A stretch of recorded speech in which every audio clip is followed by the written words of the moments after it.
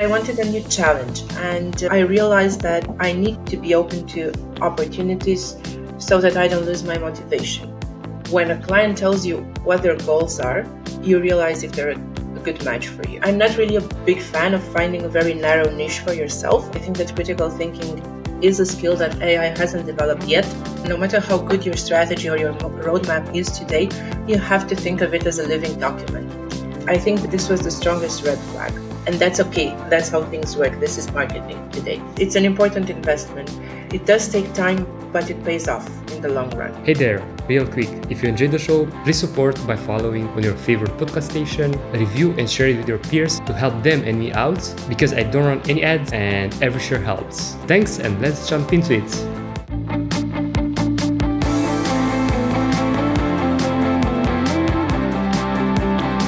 Hey Adriana, welcome. Hey Gabe, thank you. Glad to have you here. Where are you recording from, since you always record these episodes online? Right now I'm recording from Bucharest. This is my home base. I move around quite a bit, but you'll usually find me in Bucharest or somewhere on an island. That's awesome. Speaking of islands, I'm recording currently from the beautiful island of Bali in Indonesia.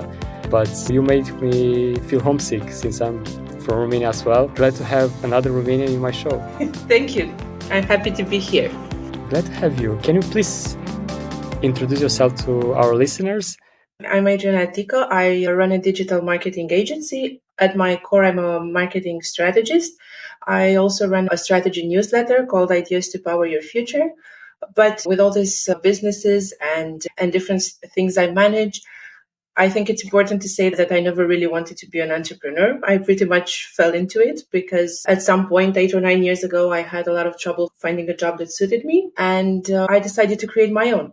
I started with the skills I knew I could rely on, the skills I relied on for my entire professional life, writing and marketing strategy. And from a freelancer, I morphed into an agency owner. And now I believe the right label for me is solopreneur because I do most of the work myself. I have a remote team as well, but with 0 full-time employees. I think I qualify as a solopreneur. It's an ever-changing label for me, but I've grown to be okay with it because I realize that I don't have to do the same thing for my entire professional life. I can switch things around. Thanks for sharing that. Indeed, that's the thing with titles. They are ever-changing and they are intersecting in names. I love the definition that you have for solopreneurs because it's the same that I use. Even that some might call us entrepreneurs since we use remote team like contractors or such to outsource work. But in essence, since they are not full-time employee, we are basically solopreneurs. And you mentioned that you used to have an agency. And how did you transition from that to basically scaling down? Because in the true sense of the word, an agency is something like focus on growth and such. Why did you move from that to solopreneurship? Well, I still have my agency. I still run it. Let me dial back a bit and tell you that back when I started as a freelancer on freelancer platforms, I started getting more work than I could handle. I think you know the story. It's a pretty common one. And I started looking for people to help me, for people to outsource some of my work to. And my agency started to grow bit by bit. This is when I started to make mistakes. I grew very fast. So I started onboarding clients that were a bad fit. I also started onboarding writers that were a bad fit. In a few short months, I had more work than I could handle. I had more money than I ever dreamed I could make within a year. But I was completely drained and I was working with the wrong type of client and the wrong type of contractor. So I scaled back a bit. This was back in 2018, I think. I scaled back a bit. I fired some clients. I fired some workers.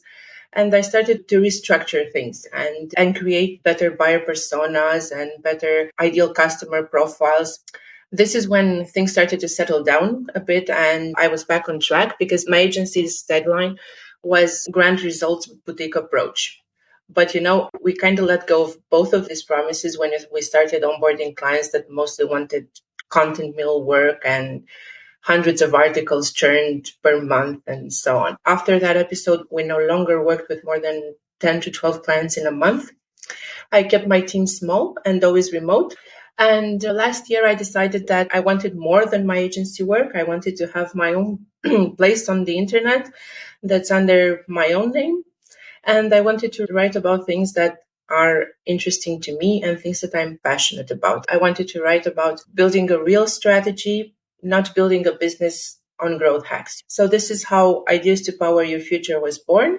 And to build my newsletter and to build a community around it, I had to scale back a bit on my agency, where I still have it. We still onboard new clients. I still work with my old clients, but I'm not that focused on growing it and on promoting it as I was. But I have to say that it's a bit challenging to juggle two different things at the same time. I'm sure you know how that feels.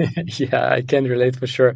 And before discussing that part, because I think it's something that a lot of people can relate, I want to discuss a bit the structure of your agency, since building something that is usually focused on growth, as you experience yourself, can be extremely overwhelming, especially when you say yes to every type of client. How did you realize that the client wasn't a good fit, and how did you manage to choose those you want to work with? Because narrowing down and trying quote unquote niche, it's quite a challenge for most. Well, my first cue was the work volume. We did a lot of work in content writing and copywriting. And usually, when you run a resilient business, a sustainable business, you don't need to churn out 100 articles per week. You don't need that unless you're building an affiliate website or something like that. This is not the type of work I wanted to handle. The second cue was realizing that the quality of our work had to suffer. We couldn't possibly churn out that many articles and that many landing pages without harming the quality of the work. And I think that this was the strongest red flag. Also, my talks with clients, I used to work with clients who are very, very focused on results. And this is what we promised them. We can promise that you are going to rank in Google or that you are going to have sales from this page. But during that time, my clients were mostly focused on quantity rather than quality and results. They were trying to stick everything, to throw everything at the wall, hoping that something would stick. This was not the type of client we wanted to work with. So I had to dial it back. I put in place some pre-qualifying interviews.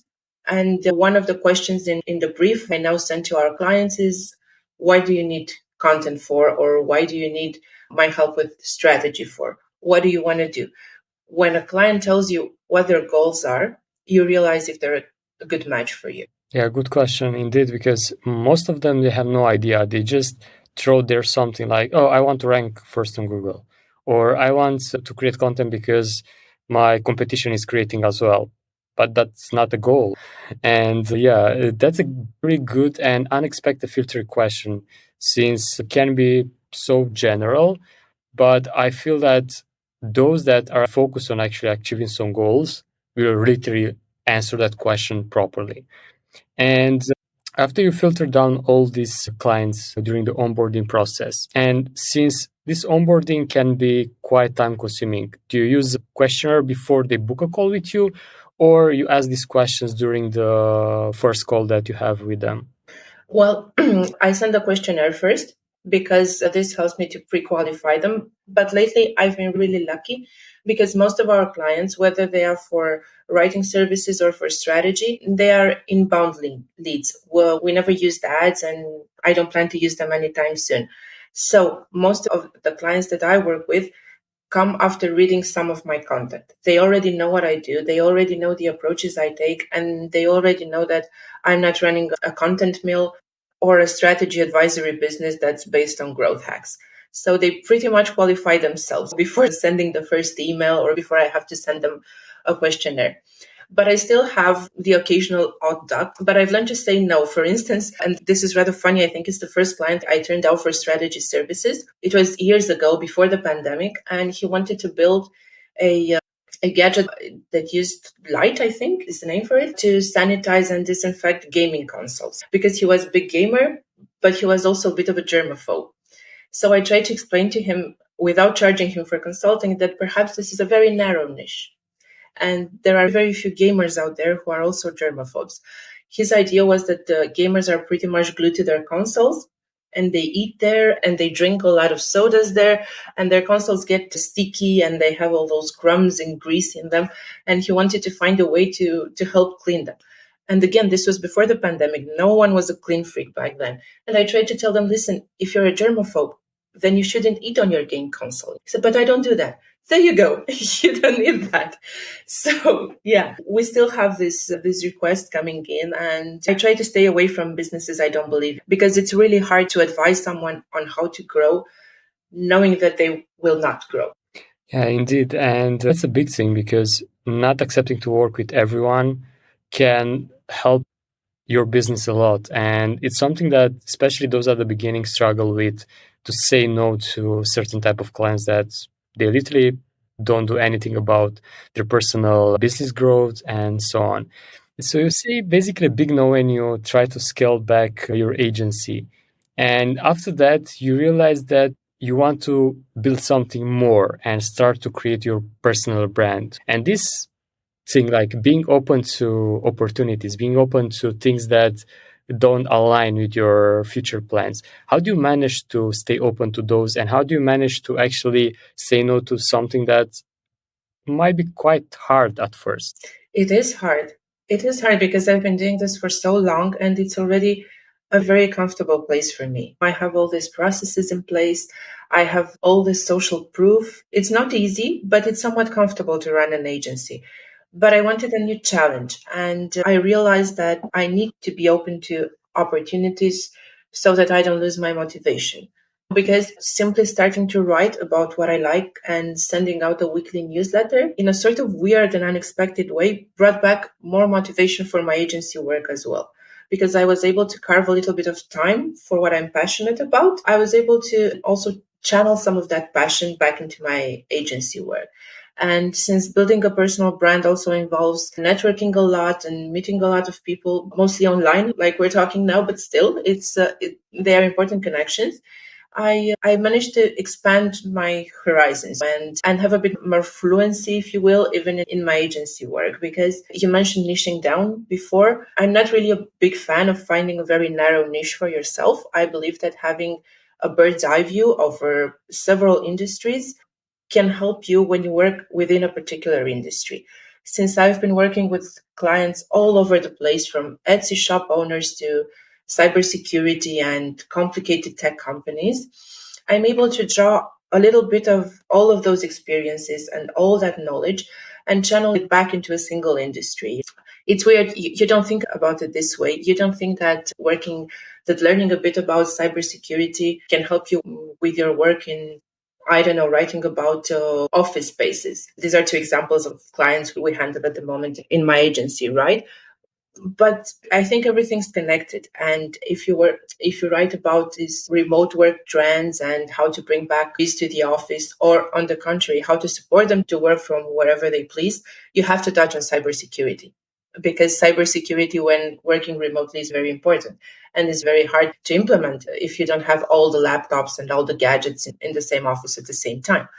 So pretty much everything we as a team or myself have worked on in my agency and in my new newsletter are sort of intertwined, and they draw on each other. I believe that having a worldview in itself helps you in whatever you do as as an online marketer or solopreneur. Yeah, I love that perspective since almost all my career I was in the same place. Like I was juggling to so many type of clients, so many industries. I learned a lot for everyone. And as you, I was able to grasp a bit from there, a bit from the other client. But in the same time, at least for my field of activity, like web design, what I struggled with was every time basically starting from scratch a new website. So I wasn't having the same type of, for example, the same website structure, the same thing. So I wasn't able to productize.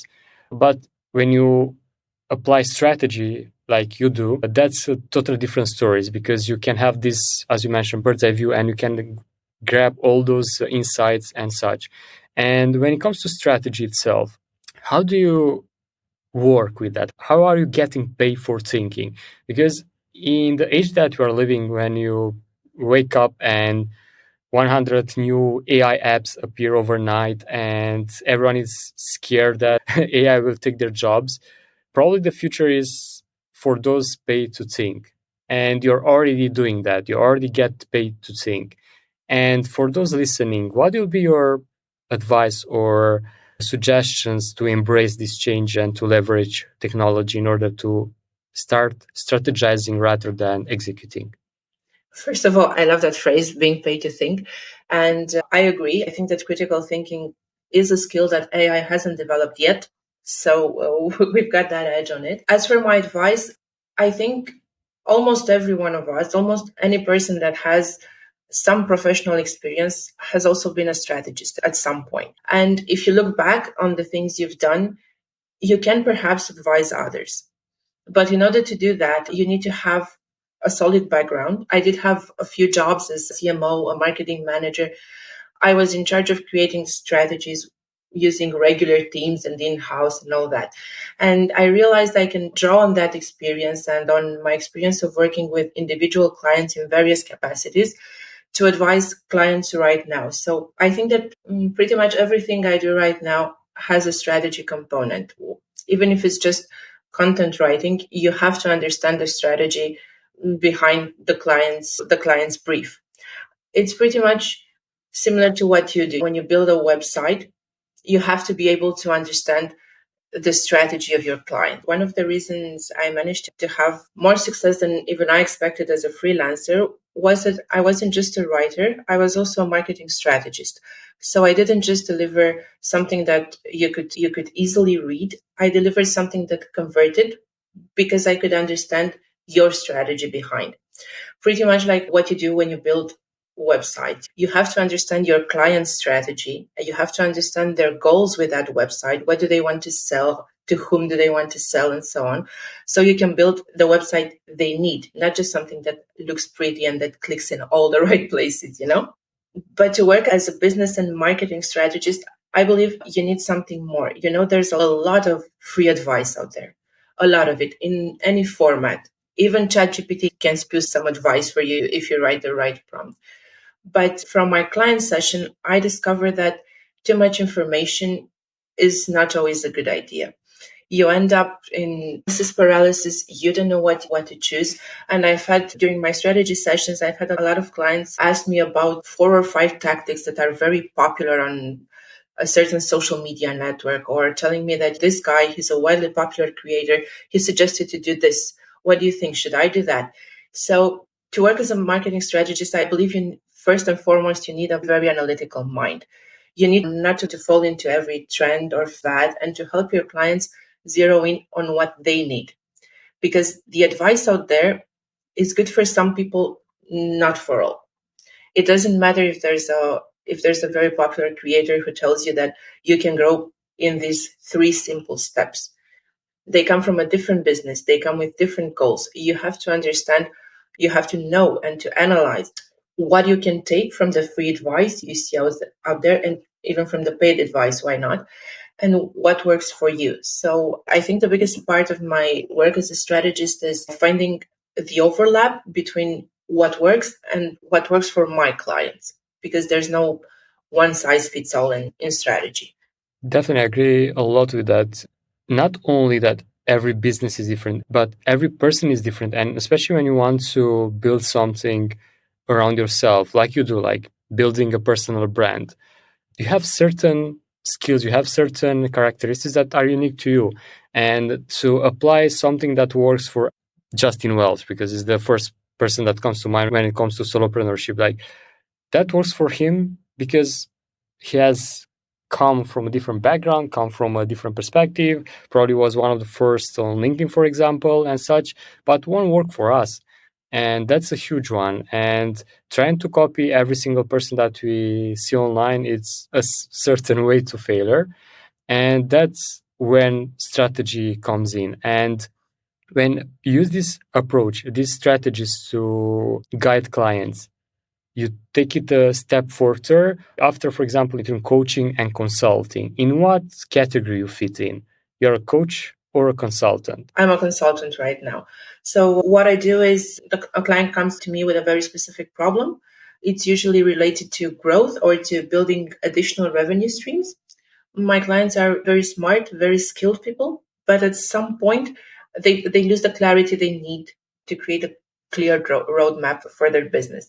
So I help them gain that clarity. I give them a roadmap. And of course, I can be there for them if they need additional calls or if they need my support implementing what I suggest for them. Because remember, I also have a marketing agency, so we can take over a lot of things off their plate. But the core of my work is consulting, absolutely. Awesome. Love to hear that since there's quite a big misconception here. And speaking of misconception, can you think of a big myth that applies to strategizing that you want to debunk? I think I'm going to go with a myth that I actually believed in right after college when I got my first job in marketing and PR, that once you have a strategy in place, this is like the Bible that you are going to follow for the next thousand of years, But the world moves much faster today. So I think that no matter how good your strategy or your roadmap is today, you have to think of it as a living document. You're going to try some things. Some of them are going to pan out. Others are going to fall flat. And you need to adapt, and improve as you. Because, for instance, if I work with a client and I suggest you should go to LinkedIn to build your personal brand, that's very big right now for professional creators to use LinkedIn as an organic growth platform. This advice may be good today, but if LinkedIn decides to change the algorithm next month and the organic reach is about as high as it is right now on Facebook, then they need to rethink everything. So I think the biggest myth that still lives with us and shouldn't is the marketing strategy is a one and done. You do it and you can forget about it until next year or within 3 years or something like that. That being said, I do believe that you need to have a clear roadmap and goals that you create for the long run. You need to have a vision, if you will, or a few principles that stay put, but not the actual marketing strategy. That can change from week to week, if you will. And it's important to allow yourself that flexibility, not to think that, oh man, I have to go back and change everything and I had this solid plan. Well, it was solid yesterday. Today, you need another plan. You need to rethink things. And that's okay. That's how things work. This is marketing today. Indeed, and that's valid in so many aspects of a business, since being adaptable and being able to pivot if the environment change is what separates the successful business owners from the rest. And yeah, it's just the way it is. Like, we cannot start to cry ourselves that, oh my God, Google algorithm change, LinkedIn algorithm change, Facebook change. Yes, but something else is there. You need to try, you need to pivot, you need to change things in order to survive. And like today, like indeed, AI will change a lot of things. And some people that don't adapt and they simply start to focus continuously on delivering things that are easily replaceable will turn into commodities.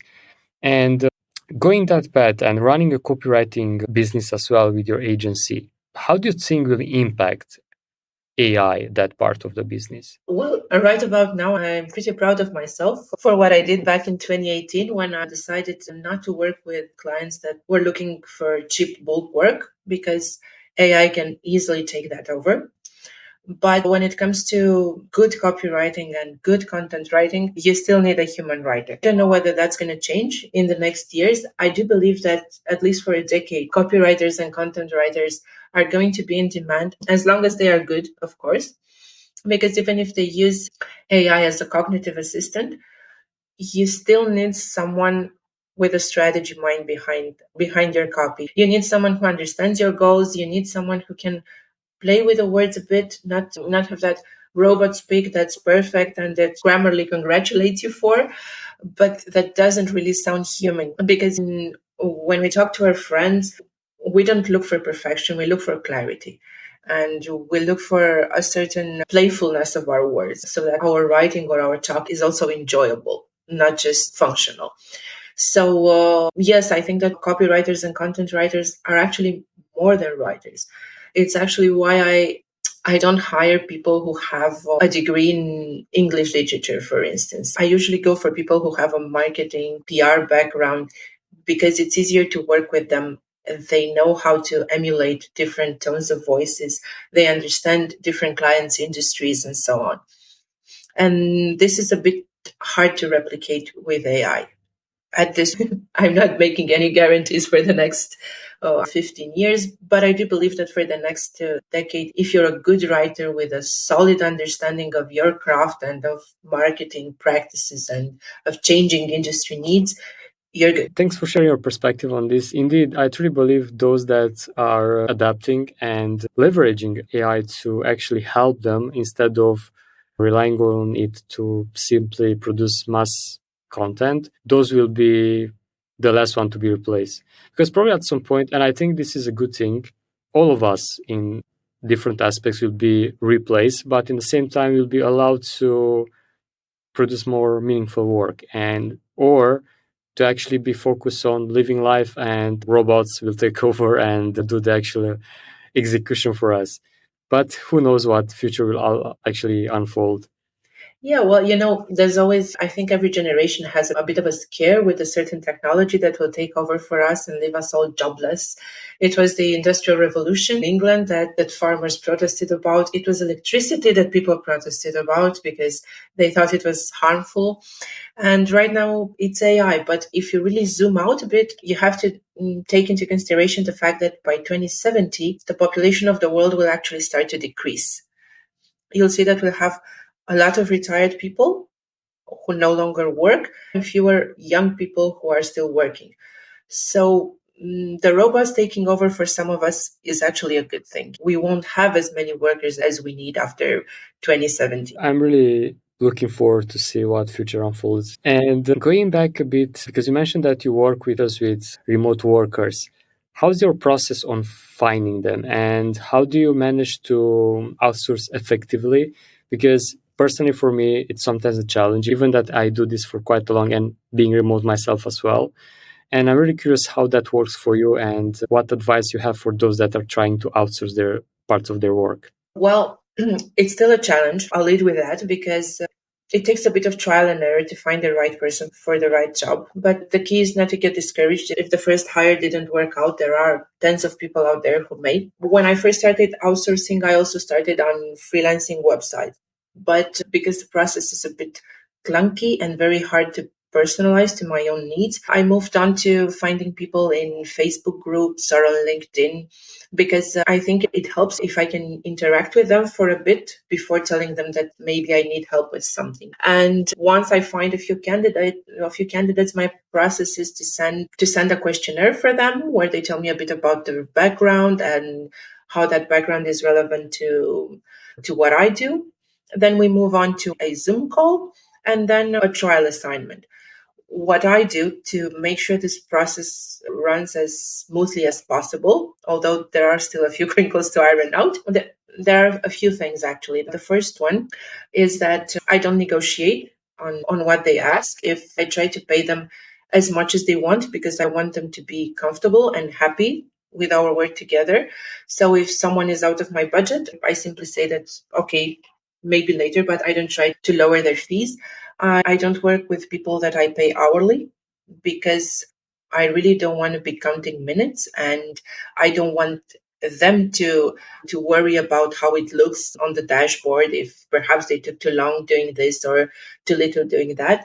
This is actually something that I don't do because I don't like it myself. I had one or two projects that were paid by the hour and I hated it with a passion because I work very fast and I feel that's a bit unfair because you shouldn't be paying me for the hour it takes me to write something or to create something for you. You should be paying me for the years I took to learn how to do it really fast. So I don't want to do that to other people. And the last thing I do is that the first project that I work on with the new freelancer is always something for one of my brands. It's not client work. It's something that doesn't have a deadline, or maybe it doesn't have an important deadline for me. The freelancer still has a deadline, but it's something that if it's not done right, it's not a big problem for my business. I can always have someone swoop in and someone else swoop in and take over the work. Spoiler alert, that's usually me because I'll take over, but I don't have to juggle client deadlines and my own deadlines at the same time. So I try to test them a bit on my own brands and see how they fare there. I like that approach, and I love that you mentioned the hourly thing because there are two aspects of it. First, if you're too fast, like you penalize yourself. Being too fast, you're not getting paid your worth. Being too slow, you penalize your client since they'll pay you more than you actually provide as a value to them. And being paid on value and on deliverables, it's way, way better. And something that I want to switch as well with those that I outsource with and still paying them by hour, since they're one of those two categories, either too slow or either too fast. And it's not fair for both. Continuing on this topic of outsourcing and especially working remote, how do you maintain communication in place and how do you manage to actually make sure the deadlines are achieved in terms of communication, in terms of making sure that everything is on point with them? How do you manage that? Well, I always start with a very detailed brief, especially for freelancers that are just starting out with me. With time, they don't need that much direction. They know what our standards are and what I need for them to provide. They know that I'm very strict with deadline. This is one of the things I don't compromise on, especially when it comes to client work. It's very important to me that all our deadlines are met and no work is delayed. I try to keep it simple. We communicate via email, or I also have an account in Asana that I use occasionally to distribute work among my team. But for us, email is mostly enough, or a brief chat communication if they need any help. And one other thing that I do and that has helped a lot with retaining contractors for longer is making sure that they feel welcome and supported. So every time I assign them something, I tell them that, listen, if you need my phone number so you can contact me on WhatsApp for a quick chat, that's okay. If you need to jump on a quick call for me to explain something in more detail, that's okay too. Just if you don't feel like you have everything you need to finish this project successfully, tell me. Just start on it and hoping maybe somehow you'll get it right. If you don't have everything you need, tell me and I'm here to assist you always. So I try to be by their side and tell them that we're working together. Even though we're remote, sometimes thousands of miles apart, it doesn't mean that we can't work together. We can even work together at the same time in a Google Doc. And apart from Asana and email, do you use any other particular tools to manage your business? I rely a lot on Sendable for social media management. And there was a time when my agency did a lot of social media management and marketing work for clients. So we needed a very powerful tool that helped us schedule and monitor conversations across a lot of accounts without having to log in and log out for each and every client. So I still use that for our own profiles. I use ConvertKit for email, and let me think, what else? I use a few AI tools. I used Outranking for AI writing. It's a nice co-pilot, if you will, for SEO writing. And I think that's pretty much it, at least for solutions that I use constantly. I have, for the people who subscribe to my newsletter, I have a really long PDF detailing every solution that we use, including web hosting and VPN solution and all that. And I've gotten a lot of good feedback about it, because what I did was go in and also offer some tips on how to use all of these solutions better than you'd find online. Even Google search, I think that if your Google foo is strong, you already got some leverage over your competitors. No, really. I mean, I see you smiling, but a lot of a strategist's work is knowing how to Google stuff. Yeah, I smile because I'm on the same side. Like, I know how valuable to search on Google. The biggest client I ever had told me that, Gib, I hire you since you didn't know the solution right away to the project that I assigned you to, but you managed to find a solution for it fast by Google searching that. And that's a huge skill. And indeed, totally agree with you. And same apply, for example, with this tool that appear like ChatGPT and such. You need to know how to use a tool properly in order to leverage entirely. Like everyone can search, but not everyone can search properly. And since you are at this part of tools and things to use and use things properly, I want to challenge you to something to create. You can call it framework or you can call it a step-by-step process for those that want to hire others or want to outsource parts of their work. If you were starting this process now, like selecting the work that you want to outsource, searching for the right candidates and so on, what would be your step-by-step process to do that? Right. Well, before looking for actual freelancers or remote workers to help me, I'd spend a little bit of time, anywhere from a week to a month, documenting all the processes that I want to outsource and the way I tackle them. It's important to have strong SOPs in place because otherwise you won't know who you're looking for. A virtual assistant, for instance, can do a lot of things for you, but you have to look for the person that's specialized in your most important process. So I think documentation is the most important step. You need to know what you are outsourcing.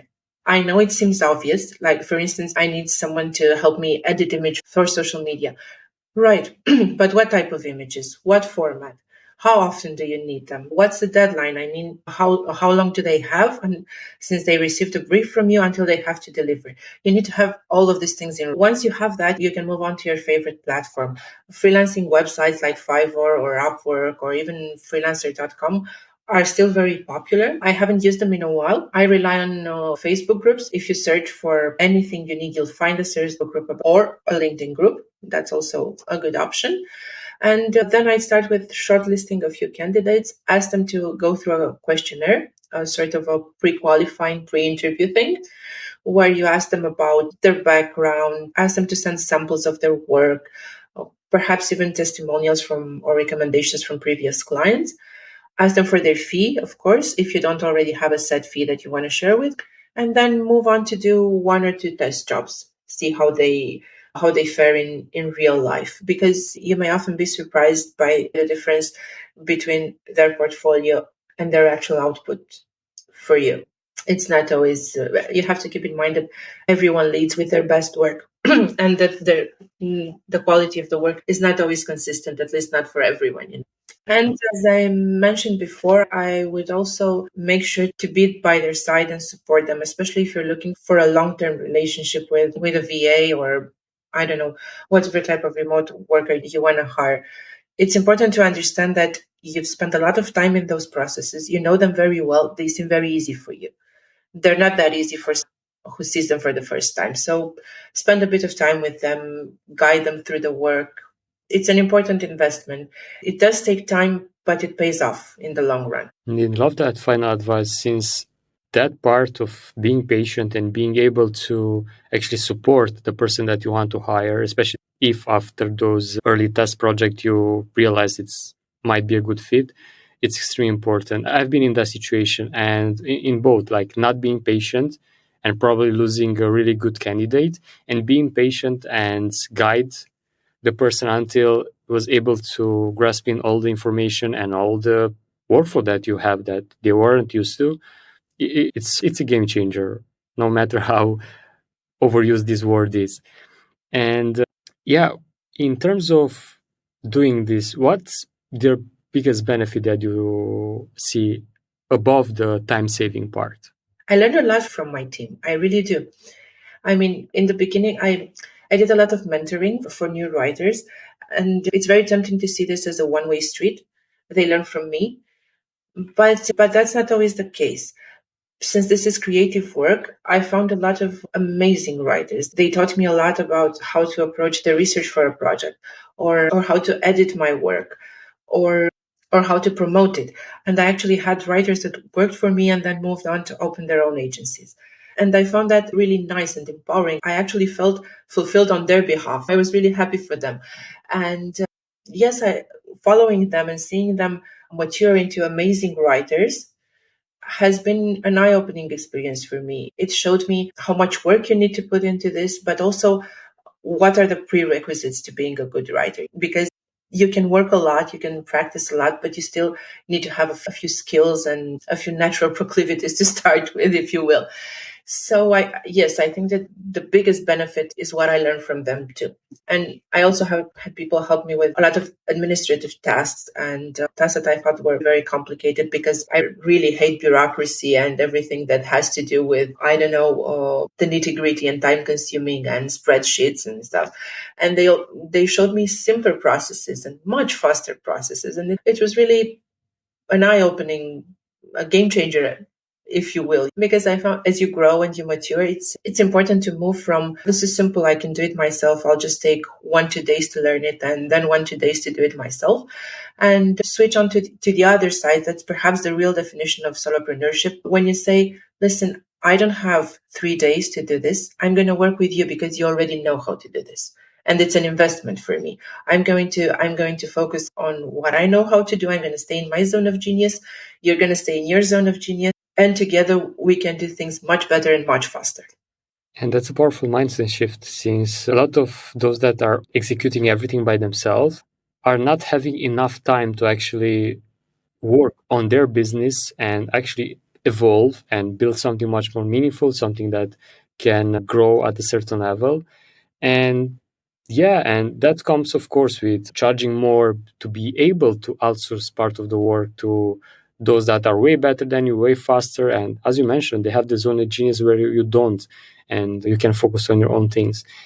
And if I may, what are the things that you are still doing yourself and those that you're outsource? All of the strategy myself for my own brands and for my clients. I do all of the client management myself. I outsource a lot of the writing work for my agency. I do write my newsletters myself because I don't want to give that up. It's my passion and it's what I love doing. And I outsource everything related to graphic design, web design. I really suck at that, and I have no patience to count pixels and all that. I have no eye for colors, so this is definitely better outsourced. And I also, if I ever have to create graphs and charts and something that has to do with spreadsheets and Excel, this is outsourced. I'm also thinking about outsourcing part of my research because a lot of research goes into my newsletter, but I just haven't found the right formula for this because I fear that if I change the approach to research, perhaps it will mean also a change in the way my newsletters come out, and perhaps my readers will feel that there's a different approach and a different tone. It's still murky. I'm not touching that yet. And perhaps even inbox management, because I have so many inboxes, so many email addresses and so much spam. I need a bit of help with that. Yeah, thanks so much for sharing that. And speaking of strategy, can you please tell our listeners where they can find you if they want to work with you? So they can find me on adrianatica.com. They can also find me on iden.pro. That's UNN.pro. This is my agency website. And on adrianatica.com, they can also subscribe to my newsletter. This is the free strategy advice that comes into their inbox every Thursday. Speaking of which, my newsletter is almost out there. Just 2 more hours to, yes. Awesome. And I'll put the links in the show notes as well. And to wrap things up, now is your time to create this challenge for our listeners to have a head start into creating a strategy for their own brand. Since the personal brand is so powerful nowadays, I want you to give them a challenge that will jumpstart the process of creating a strategy. What they can do in less than 24 hours to achieve that. The easiest approach, and one that can be easily tackled within 24 hours, would start with a SWOT analysis. That's SWOT. And these letters come from weaknesses, opportunities, and threats. So within 24 hours, you can simply list all your strengths, all your weaknesses, all your opportunities, and all your threats. You have to keep in mind that typically the strengths and the weaknesses come from inside your business, from what you can provide and what you can't provide to your clients, whereas the opportunities and the threats come from the outside, from the economy, from legislation, from your competition, from your industry, from new technologies, and so on. So list all of these things: strengths, opportunities, weaknesses, and threats, and then find the axis that better suits your business. Should you bet on strengths and opportunities, or would your time be better spent in addressing your weaknesses and your threats? This always depends on the industry you're in. It always depends on the economic climate, but it's a very good exercise to kickstart your, because if you know that you already have very strong skills or very strong products in place, and if the market's favorable, if there's already a lot of demand for your product or for your service, you can always choose the SOX, the strength and opportunity. But if you still feel like you've got some work to do and you need to polish your product some more, you need to come up with a high ticket offer. And if you feel like your industry is on shaky ground, especially given the economic context right now, perhaps it's better to start addressing the threats and the weaknesses first before building up your strength and your opportunities. So thank you so much. That's an amazing challenge. And I can't wait to hear what our listeners come up with. Please tag me if you post it anywhere on social media. Awesome. Thank you so much, Adriana. This was amazing. Thank you too, Gabe. I really had a lot of fun. Your questions are always very insightful. Glad to hear that. Hopefully our listeners took a lot of notes and start applying, since you share so much value. Thanks for listening, everybody.